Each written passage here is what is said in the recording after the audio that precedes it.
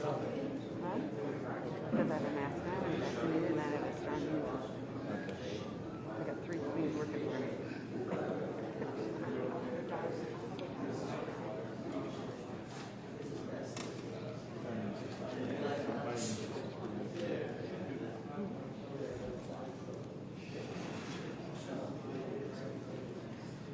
Last time I had the flu was 2009.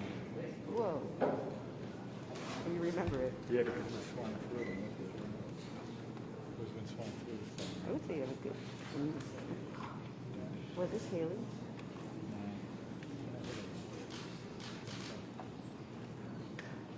No, it's not.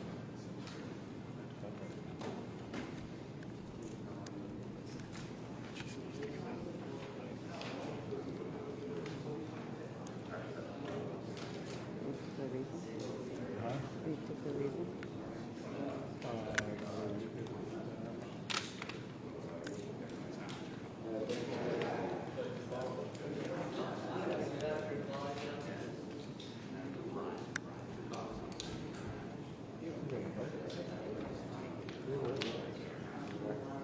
Oh, because Mike is over here. It's above.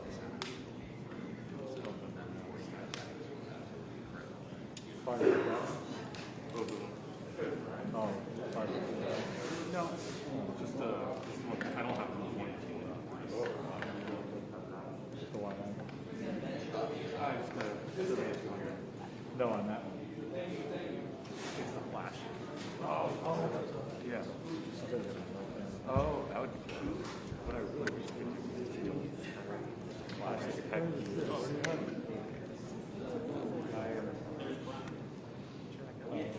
Oh, okay. Oh,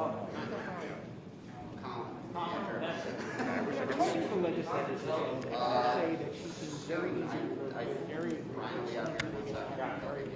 stark contrast to some of the people they deal with in the Cuomo administration, where the relationships are often very, very strained. Hochul really had kind of an evolution when she was on the ticket with the governor. She started off, she was very conservative congressional administration, cracking down on undocumented immigrants. That sort of evolved and came out in the 2018 election, and she made very clear that her views were much more in line with the progressive views downstate, where the vast majority of states come from. She was very tight for lieutenant governor, which actually elected separately from the governor, and that was a real question as to whether or not she was going to survive. And during the campaign, a lot of that old stuff got brought up and thrown back. So it's going to be very interesting to see how she governs here. She tried to embrace kind of the center and not get too far away from the western roots, some of which would be a little bit more conservative, certainly, than the voting in the 5 boroughs. Or does she try to appeal to the broader swath of the electorate by going to the first? Saying that I'm going to run toward those values and try to embrace that ideology a little bit more. Or is she trying to stay away, at least for the time being, from ideology altogether? Talk about just governing, needs, its function, certainly perhaps like one state. Sorry. Brian, are we good? Am I your way? Does everyone know? Live television, but I said, has been mired in this controversy. If I go forward, I go. So you really do get talking to people up here that right now. I'll duck, I go Good forward. afternoon, everybody. Healing's on, please. Is this on for the people? Hello? Hello, is this on? Okay. Good afternoon, everybody. Let's have some quick housekeeping I just want to run through before we do this. First, there's going to be the PAS public alerts at approximately 2:20. So folks can please have their phones on silent just to minimize disruption. That would be great. Just for run of show, the Lieutenant Governor will be providing remarks shortly and then taking questions. To keep this organized, just going to be taking the questions, calling on questioners, but we're going to try to get as many questions as we can. So please, if you can leave your questions to one, that would be much appreciated. After we take some questions in the room, we also have folks on Zoom who are participating. Should we try to take questions, the Q&A on Zoom on the back end of the program, and that will complete the program. Thank you so much, everybody. We'll get started shortly.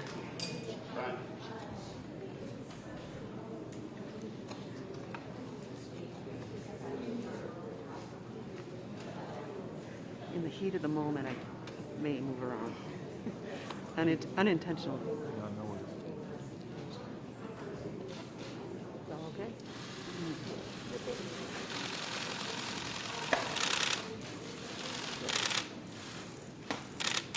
Good afternoon, and thank you for joining us this afternoon.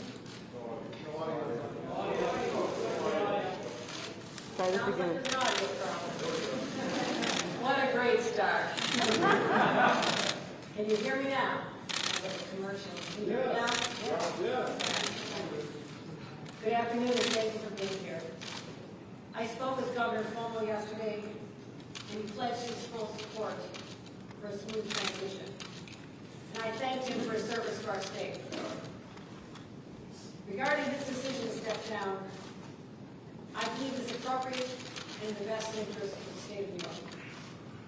And while it was not expected, it is a day for which I am prepared. I've already spoken with Senate Majority Leader Andrew Cousins, Speaker Carl Heastie, labor, business, faith leaders, other state elected officials, as well as our tri-state governors. I look forward to working with each and every one of them, and all of you to build on the progress that we've already started. Over the next 2 weeks, I will continue meetings with current and potential cabinet officials. I'll build out my senior staff, and I'll do what I've always done. I will travel the state to meet New Yorkers, to listen to them, to assure them that I've got their backs. And I'll take their concerns and bring them back to our state capitol and work with our partners at every level of government to come to solutions. People will soon learn that my style is to listen first, then take decisive action. So in 13 days, I will officially become the 57th governor of the state of New York. And shortly thereafter, I look forward to delivering an address to all New Yorkers to lay out my vision for the great state of New York. But make no mistake, our work has already been done. And I know this year and a half has been so challenging for families and businesses across our state. And sometimes it doesn't feel like it's getting easier. The Delta variant is still raging, and it's going to take all of us to defeat it. Our children are heading back to school soon. A lot of anxiety from the moms and dads I speak to, and the teachers as well. It's going to take all of us working together to keep our children safe, our teachers safe, and anyone who works in the school safe. Small businesses are just starting to bounce back into an uncertain world. We need to reassure them that they'll be okay. And our workers are once again debating whether they should even go back to their jobs, go back to their offices, go back to their factories. Is it safe enough? But I know New Yorkers. They are hardwired to persevere and to prevail. Still raging, and it's going to take all of us to defeat it. Our children are heading back to school soon. There's a lot of anxiety from the moms and dads I speak to, and the teachers as well. It's going to take all of us working together to keep our children safe, our teachers safe, and anyone who works in a school safe. Small businesses are just starting to bounce back into an uncertain world. We need to reassure them that they'll be okay. And our workers are once again debating whether they should even go back to their jobs, or go back to their offices, go back to their factories. Is it safe enough? But I know New Yorkers. They are hardwired to persevere and to prevail. And the promise I make to all New Yorkers, right here and right now, I will fight like hell for you every single day, like I've always done and always will. Thank you very much. I look forward to your questions. I'll be starting the questions by asking Jerry Zaremski from the Buffalo News. Jerry Zaremski? Hometown favorite, sorry. Lieutenant Governor, I want to ask you about this 14-day transition period. Did the governor explain to you why he wanted to wait that long before leaving office? And how do you feel about having to wait that long to take the reins? It's not what I asked for. However, I'm looking forward to a smooth transition, which he promised. He spoke to me about wanting to make sure that the transition to continuity is important, that I have an opportunity to meet the cabinet officials, other people as well. So they viewed it as necessary. I'm prepared to take office, as any lieutenant governor is, from the very first hour you're sworn in as lieutenant governor. However, I will take advantage of that time and to continue to engage with the people of the state of New York. I have a vision, but I'm going to continue to develop that. And at the end of the 14 days, I look forward to coming back to a venue like this and to make sure that we are ready to deal with all the challenges that we face. Morgan McKay from Spectrum. If Paul is convicted of any criminal charges, would you consider pardoning him? I'm going to tell you right now, I'm talking about my vision for the state of New York. It is far too premature to even have those conversations. Governor? I'm going to ask Josefa Velasquez from the city. Oh, my mom will be proud that you pronounced it correctly. Gracias. A couple of years ago, while you were serving in office, you had come out against driver's licenses for undocumented immigrants. In the last couple of years, you have changed your mind. Can you explain to me what the transition has been, and also what the last few months have been for you as you've been preparing for this role? With respect to the green light law, which is now the law of the state of the land, something that early on in my career as a county clerk, I had taken a position that has now evolved, and that evolution coincides with the evolution of many people in the state of New York. I'm proud of that law, and if you want to read an op-ed that I wrote on it, many people in our state Senate would argue that that was a turning point when they read that and saw the position I had taken in support of that law, that our immigrants need that. They need to be able to get to their jobs, and parents need to take their kids to doctor's appointments. And I'm proud of supporting that law, and you can ask anyone my position on that at this time. I think it's clearly understood. The last few months, lieutenant governors continued the work regardless of what's going on around them.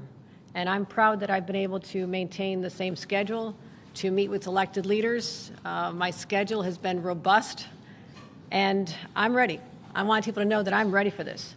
And it's not something we expected or asked for, but I am fully prepared to assume the responsibilities as the 57th governor of the state of New York.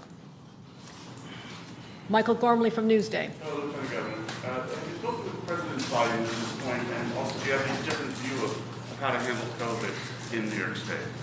I understand the president was looking to reach me, but I was on a plane earlier this morning, so I cannot confirm that. I confirm I have not spoken, but I know he expressed an interest. I did have a chance to speak to Senator Schumer yesterday, Senator Gillibrand, Hillary Clinton, and countless others. My position will be to, at this point, recognize that there is one governor for the state of New York at one time, and Governor Cuomo will continue to be the governor for the next 13 days.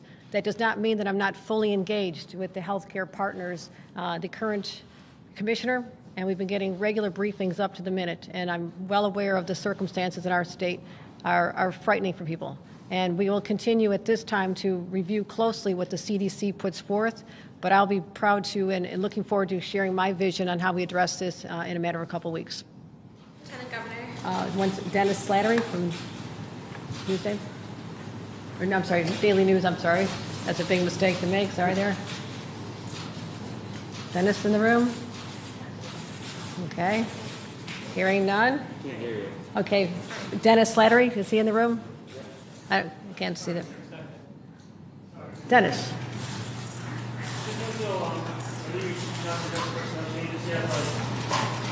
Budget director is tied to the FDA. Is somebody you thought about already? It's a very important position that you have to consider with that. It has been about 24 hours. I'm meeting with all the cabinet officials in the next few days, and I'll be making those decisions shortly, and I'll be happy to announce them in 2 weeks. Also, we're looking for Dan Clark from PBS Now. In the report, the AG's report, several members of the governor's staff were implicated in trying to discredit the women that accused him of sexual harassment. Are you planning on keeping any of them around? Is it fair to say that those will be gone? No one who is named as doing anything unethical in the report will remain in my administration. Chris Horvathis from WIBB and Channel 4 in Buffalo. The word toxic has been used to describe the work environment in the executive chamber, so follow up on what's been asked. Do you agree or take issue with that term being used to describe it, and to what extent, given that fact, do you see the need to have turnover? Oh, there'll be turnover. There'll be turnover, and that is the description from many witnesses in the Attorney General's report. I think it's very clear that The governor and I have not been close, physically or otherwise, in terms of much time. And so I've been traveling the state and do not spend much time in his presence or in the presence of many in the state capitol. But that is what has been being reported. And I'm going to stand right here. At the end of my term, whenever it ends, no one will ever describe my administration as a toxic work environment. Karen DeWitt from New York State Public Radio. As you know, the vaccination rates for COVID have stagnated in this state. Are you going to make an effort to get more people vaccinated? Is there any chance that you would declare another state of emergency or impose new mask mandates? Let me answer that two ways. One, right now, for the next 13 days, the current governor will be making decisions with respect to that. I'm going to use this time to evaluate, and I will tell you that all options are on the table, and I'll be looking very closely at the trends in consultation with our healthcare professionals as well as the CDC. I want people to know that currently the administration does not possess the executive powers that it had last year at the time when I was very engaged in dealing with the COVID response, and the authorities held by the administration were much more expansive than they are at this time. That being said, we are going to monitor this closely, and I can assure everyone that we'll be looking at all options, but also I believe that the key to get through this has been before our eyes for months. It's as simple as more people getting vaccinated. We have a high rate of at least people getting their first dose at this time in the state of New York. It's almost 77%, approaching 70% people getting both doses. That's good news, but there is a lot of concern about the children between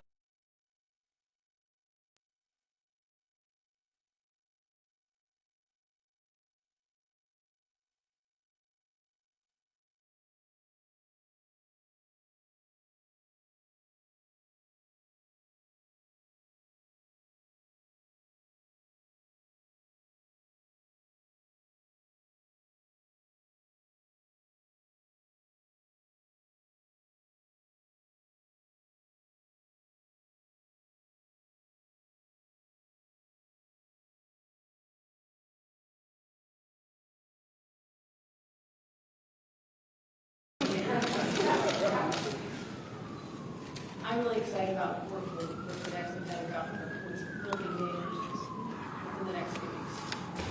Currently, we're considering a number of individuals. The fortunate thing for me is that I've spent so much time in 7 years getting to know many elected officials and community leaders personally at a friendly level. So I understand who they are, so that if there's someone who is no stranger to me, but also someone that will carry on the vision of my administration, which is to continue these strongly progressive policies to take this state forward, to get us out of COVID as soon as possible, and to rebuild back this great state of New York.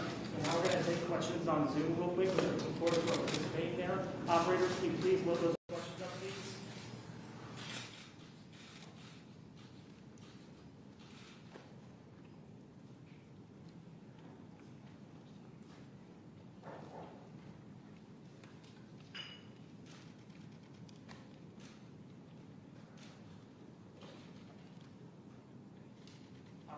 So I understand who they are, so it'll be someone who is no stranger to me, but also someone that'll carry on the vision of my administration, which is to continue these strongly progressive policies to take this state forward, to get us out of COVID as soon as possible, and to rebuild back this great state of New York. Now we're going to take questions on Zoom real quick. We're looking forward to participating there. Operators, can you please load those questions up, please?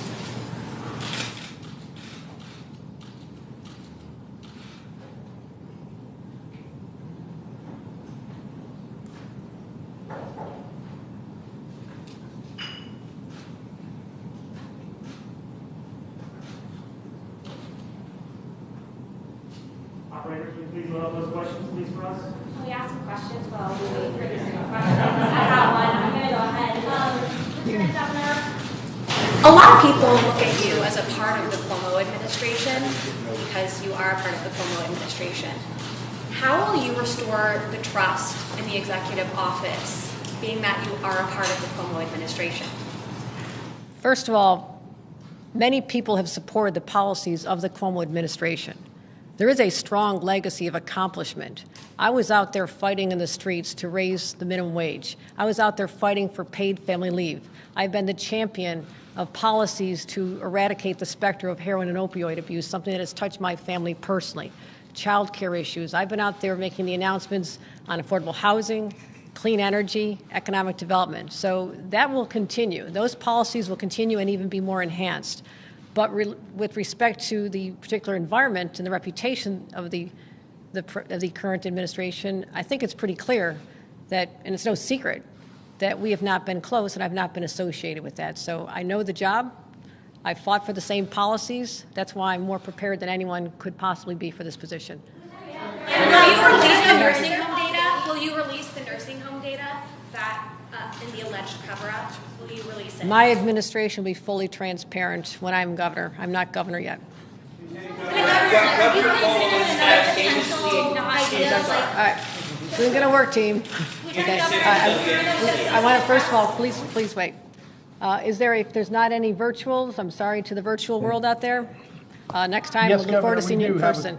We do have a question for you, Governor. Your next question does come from Andrew Donovan of WSYR in Syracuse.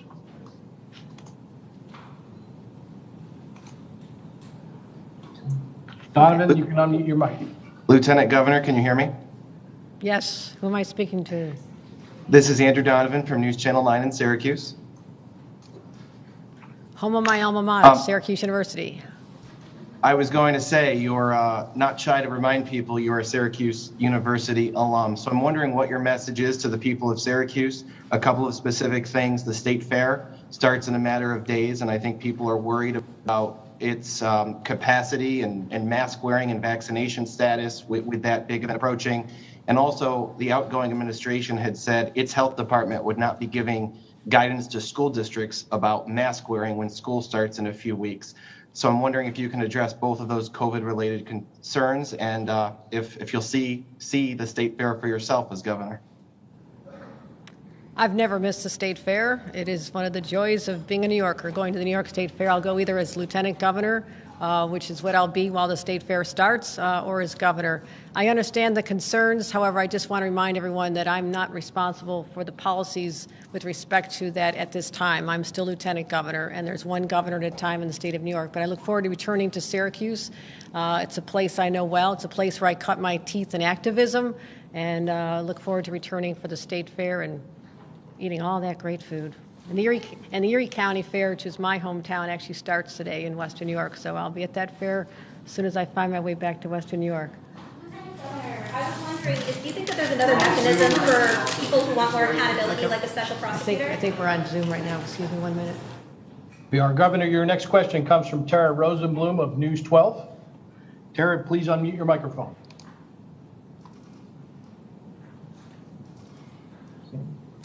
Go ahead and unmute your microphone, Tara. Am I unmuted now? Yes, you are, Tara. Okay, Lieutenant Governor, thanks for taking the question. This is in regards to who the next Lieutenant Governor will be. Do you plan on announcing your pick within the next 2 weeks?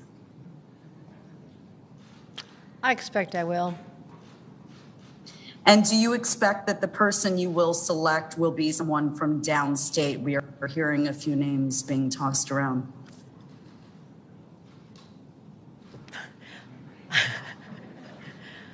I love upstate, I love downstate, I love the whole state, and there are so many qualified individuals, but I'm cognizant of the need for diversity and an inclusive ticket, and I'm going to name someone that I believe the state will be familiar with and will be very proud of, but the process is still in its early stages. Folks, I'm sorry. Do you plan to keep out as health commissioner? Will you plan to have...